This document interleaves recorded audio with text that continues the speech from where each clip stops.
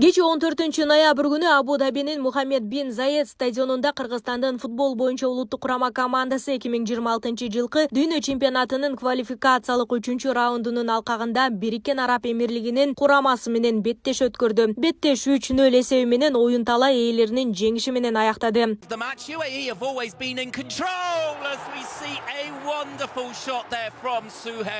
Ал эми кыргызстандык футбол сүйүүчүлөр жана акшум кар күйөрмандарына Бишкек парк соода борборунда беттешке чогуу күбө болуу үчүн фан зона уюштурулду. Оюн-зок программа саат 20:00 башталып, күйөрмандар үчүн кызыктуу конкурстар, баалуу байгелер жана белектер ойнотулду. Баш байге Кыргызстандын курама командасынын келерки жылдын март айында өтө турган Өзбекстанга каршы беттешине жолдомо болду.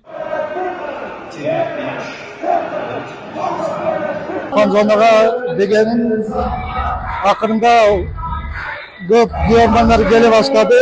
Бул жалаң жөн эле келбегендер 3 жол келгендер да келе башташты.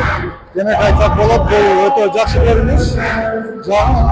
Күйөрмандар маданияты пайда болуп атат. Тарыхы жаңыланып жаткан кыргыз футболунун келечеги алдыда. Мындай үмүт менен сүрөп жаткан күйөрмандар акшум карларды экран артында колдоого алышты. Kyrgyzstan is really good country, so beautiful, all the men.